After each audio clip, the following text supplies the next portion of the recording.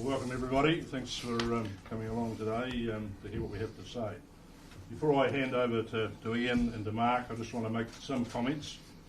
Please bear with me. I've made some notes so I don't miss anything. The All Blacks win at Ellis Park on Saturday was magnificent.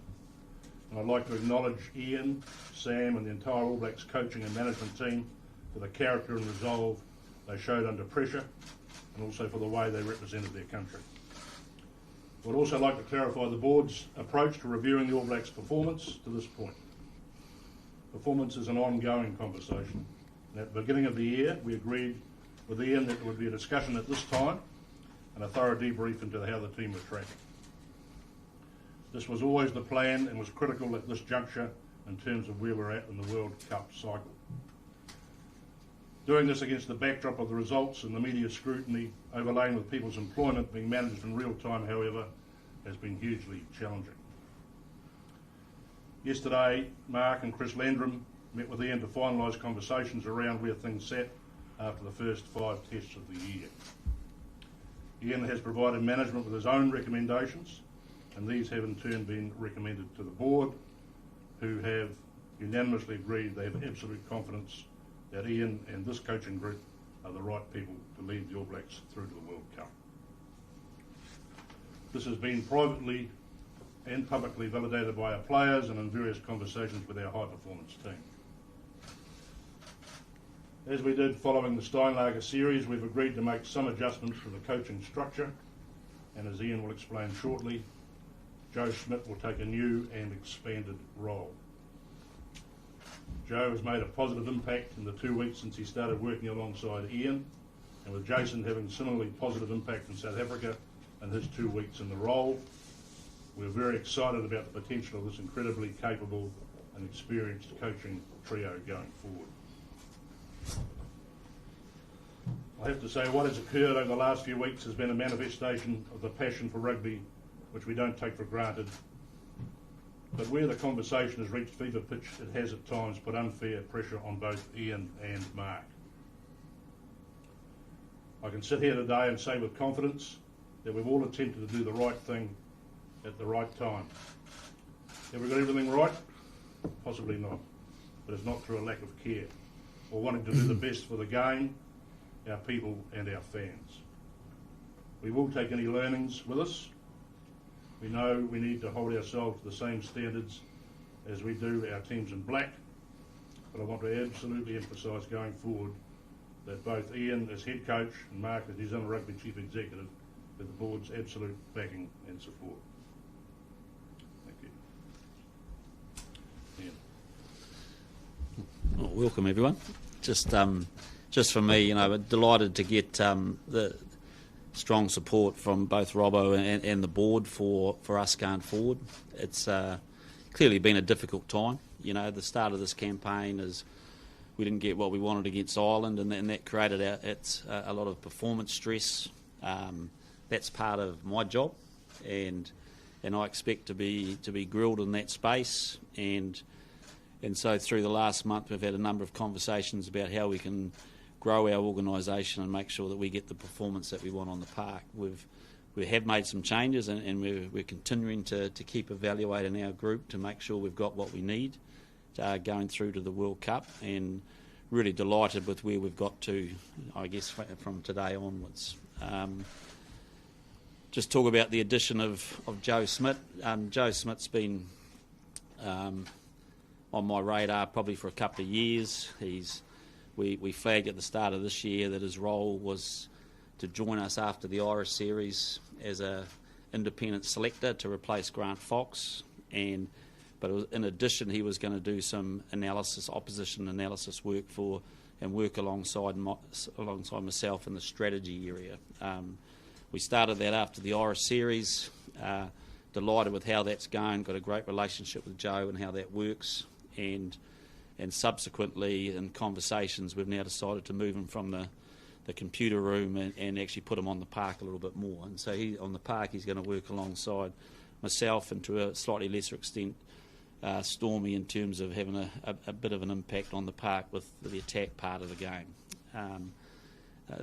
So delighted with that, and as Stuart mentioned, delighted with the growth and the impact of Jason in addition to our group. So really feel confident about it. I guess it's a bit different for the All Blacks. We're a group that's gone through a little bit of change in the coaching area, but I think that's been reflective of us trying to chase the performance levels we want, and it's also reflective of a group of players that we're clearly making a few changes on the park too in terms of personnel and trying to get this group to the point that we have a really strong nucleus to go through to that World Cup. And I think you saw the last couple of weeks some introduction of a few newer players in that space. So for us it's an exciting period, and again just can't wait to get back into work and go down to Christchurch and get ready for the Argentinian travel challenge, I guess, that awaits us. So that's me. Thank you. Thanks, Foz. Thanks, Stuart. Kia ora, everyone, and welcome back to New Zealand Rugby.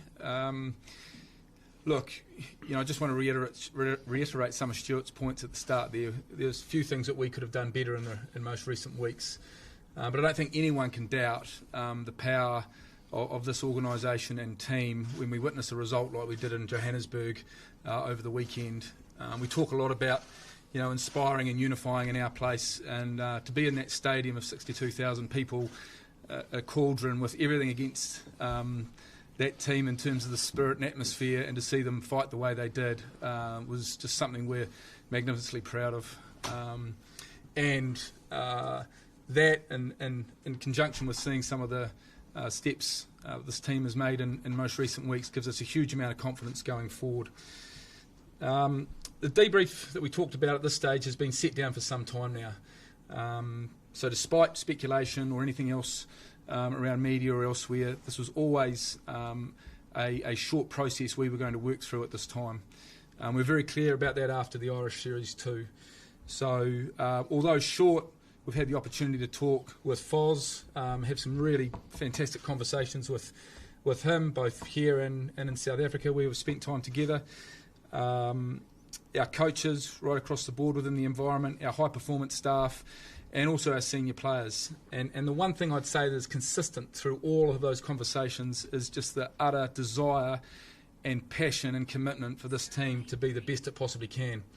At no time was there anything as part of those conversations that was anything apart from being the best this group could possibly be.